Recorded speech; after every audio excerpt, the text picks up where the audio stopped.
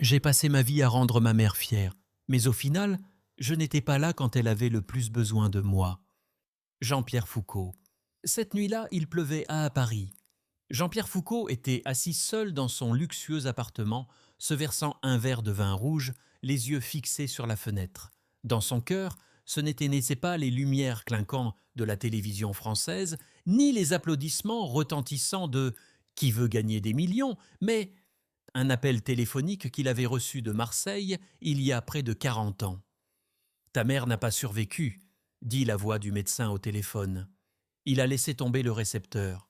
Le voyage en train de Paris à Marseille ce soir-là devint le voyage le plus douloureux de sa vie. Et à partir de ce moment-là, Jean-Pierre Foucault, l'homme qui souriait toujours devant la caméra, commença à sombrer dans un vide qui dura jusqu'à l'âge de 77 ans. Jean-Pierre est émoussé. Né en 1947 dans la ville portuaire de Marseille, dans une famille bourgeoise d'origine juive. Son père, Marcel, était employé de banque, strict et rarement affectueux. Mais sa mère, Paula, était le cœur et l'âme de la famille. Paula était une femme polonaise qui a survécu à la Seconde Guerre mondiale après avoir été témoin de la destruction de sa famille aux mains des nazis. Elle n'a jamais parlé de ses blessures, sa personne, Gauthier, sauf à son jeune fils, Jean-Pierre. Chaque soir, j'étais assis dans la cuisine à côté de ma mère. Elle préparait et me racontait les évasions, les hivers froids et affamés sur la route migratoire et la douleur d'avoir perdu mon frère dans le camp de concentration. Raconte Jean-Pierre dans une interview au Figaro. Ce sont ces histoires qui ont créé un Jean-Pierre au cœur sensible, toujours assoiffé d'amour, et aussi l'origine de la peur de la perte qu'il a suivie tout au long de sa vie. En 1989, alors que Jean-Pierre est au sommet de sa carrière avec l'émission émission Sacrée Soirée, sa mère est discrètement hospitalisée pour un cancer. Malgré les rapports pour des médecins signalant un état critique, Jean-Pierre est resté à Paris en raison du tournage. À ce moment-là, je croyais pouvoir retourner auprès de ma mère à temps. Je me suis dit, encore quelques heures, et je serai de retour. Mais Madame Paula est décédée cette nuit-là. Lorsque Jean-Pierre est arrivé à l'hôpital de Marseille, elle était recouverte d'un drap blanc. J'ai raté le dernier moment avec la personne la plus importante de ma vie. Ça m'a brisé le cœur. Sous les projecteurs, Jean-Pierre est toujours un animateur calme, drôle et spirituel. Mais peu de gens savent que pendant des années après la mort de sa mère, il est tombé dans un état de dépression silencieuse. Il voit un psychologue chaque semaine. Prenez des médicaments contre l'anxiété. Mais personne en dehors de la famille ne le sait. Je ne veux pas que les gens me voient faible. C'est moi qui fais rire, pas pleurer. Tard dans la nuit, il restait souvent assis seul, écoutant les enregistrements de sa mère, des nouvelles, des conseils, de doux fils résonnant dans de vieilles sprites. Alors que sa mère était son refuge émotionnel, son père, Marcel, était une personne distante. Monsieur Marcel n'a jamais accepté que son fils poursuive une carrière à la télévision. Il voulait que Jean-Pierre étudie le droit et travaille dans la banque comme lui. À mesure que Jean-Pierre devenait célèbre, les deux hommes s'éloignaient de plus en plus. Même au cours des 10 dernières années de leur vie, ils ont à peine parlé. En 1995, son père décède d'une crise cardiaque. Jean-Pierre n'a pas eu le temps de revenir pour voir son visage. Je n'ai jamais dit que je l'aimais, et je me demande encore si je l'avais dit, les choses auraient-elles été différentes. En 1972, Jean-Pierre épouse Evelyne, une femme simple et discrète, travaillant dans le secteur bancaire. Ils ont une fille ensemble, Virginie, née en 1975. Cependant, alors que la carrière de Jean-Pierre prenait son envol, le mariage commença à s'effondrer. Il était constamment absent, participant à des événements, des fêtes et filmant sans arrêt. Je n'ai pas trompé, mais j'étais absent, et cela a suffi à blesser la femme que j'aimais. En 1984, il divorce. Jean-Pierre a dit un jour que c'était la décision que je regrette le plus de ma vie. Après le divorce, il a essayé de maintenir une relation avec Virginie. Mais au fil des années, la petite fille a grandi en se sentant abandonnée. Virginie a un jour blâmé son père. Papa préfère être sous les projecteurs que moi. Je n'ai pas besoin de cadeaux, j'ai besoin d'un vrai papa. Gammatsapi Stapeyi. Les deux hommes se sont à peine parlé pendant des années. Ce n'est que lorsque Virginie donne naissance à son premier enfant, Jean-Pierre devient grand-père, qu'ils se réconcilient progressivement. Ah, je ne suis pas un père parfait, mais j'essaie d'être un bon grand-père. En 2006, après plus de 20 ans passés chez TF1, Jean-Pierre quitte la À 67 ans, Jean-Pierre Foucault a enfin révélé des choses qu'il n'avait pas partagées depuis des décennies.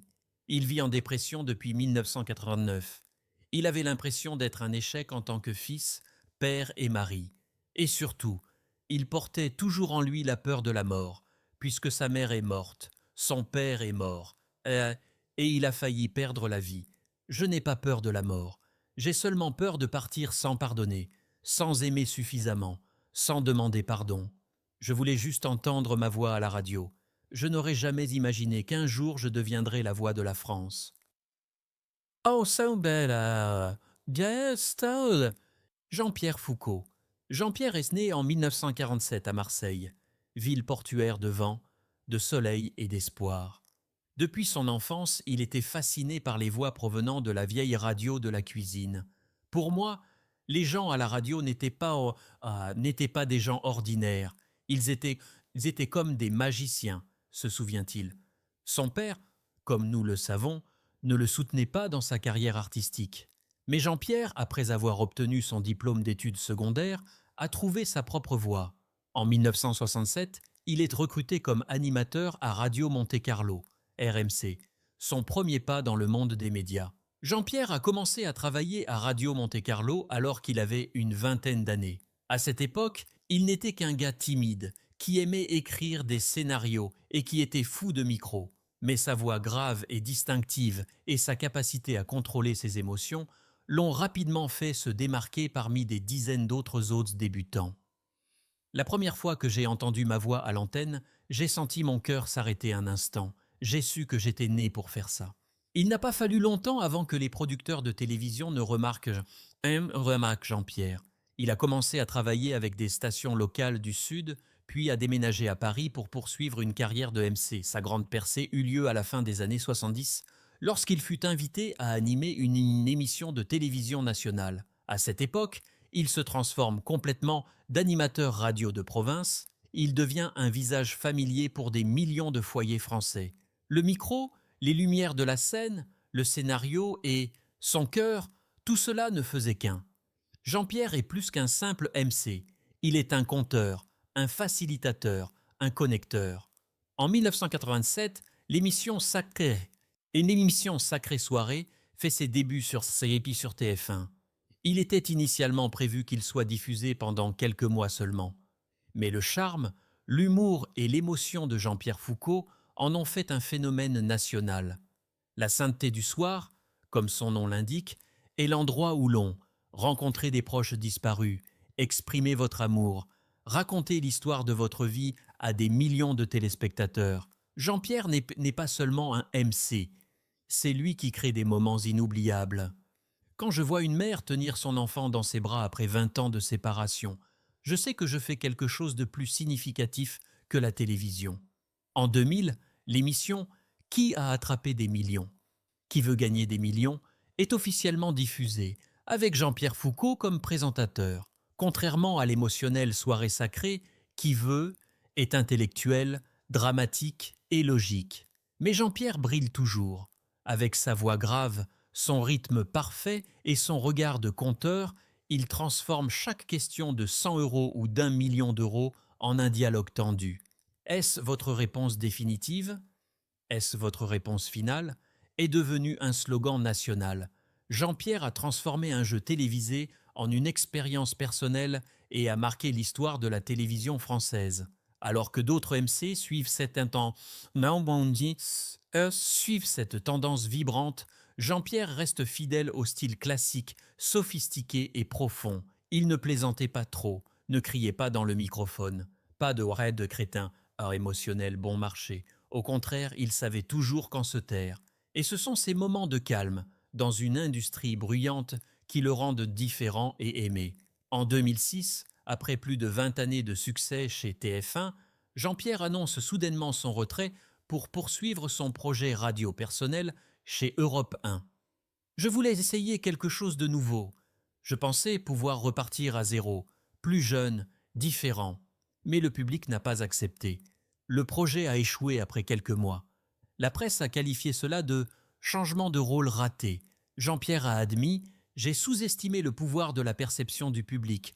On m'aimait tel que j'étais et non tel que je voulais être. Ah, qui est. Après ce faux pas, il est revenu à la télévision mais est apparu moins fréquemment, principalement en tant qu'invité ou animateur spécial. Derrière les projecteurs, Jean-Pierre est une personne très réservée. Il ne montre pas de supercar, ne fait pas la fête dans le show business, n'a pas de scandale amoureux bruyant. Je pensais devoir laisser beaucoup de choses derrière moi. Mais à 77 ans, je veux juste laisser un sentiment, que lorsque les gens entendront à nouveau ma voix, ils souriront.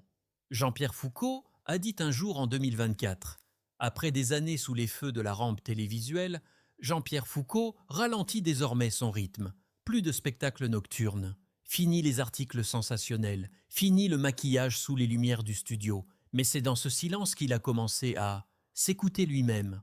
Avant, je parlais beaucoup. Je parlais à la radio. Lors de galas, je parlais pour rendre les gens heureux. Mais je ne me parlais jamais à moi-même.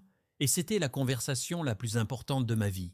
Chaque matin, il se réveille dans sa maison de Provence, sert du café à sa femme, allume la radio, non pas pour écouter les informations, mais pour entendre sa voix enregistrée en 1984. Sa voix, il y a 40 ans. Confiant, jeune, optimiste. Maintenant, c'est différent. La voix de Jean-Pierre à 77 ans est plus grave, plus lente, mais aussi plus réelle. En 2021, il a commencé une nouvelle habitude, écrire des lettres. Mais pas pour les vivants. Il écrivit à sa mère, Paula, à propos de la douleur qu'il ressentait encore de ne pas pouvoir revenir auprès d'elle à temps. Il écrivit à son père, Monsieur Marcel, pour lui dire les excuses qu'il n'avait jamais dites. Il écrivait pour lui-même, un jeune garçon de 20 ans qui rêvait de faire de la radio. Je n'ai pas besoin de les envoyer, j'ai juste besoin de les écrire pour me rappeler que j'ai aimé, regretté, eu tort et que je suis toujours en vie. Les lettres étaient conservées par lui dans une vieille boîte en bois, placée à côté d'une photo de famille d'enfance. Personne n'a le droit de lire.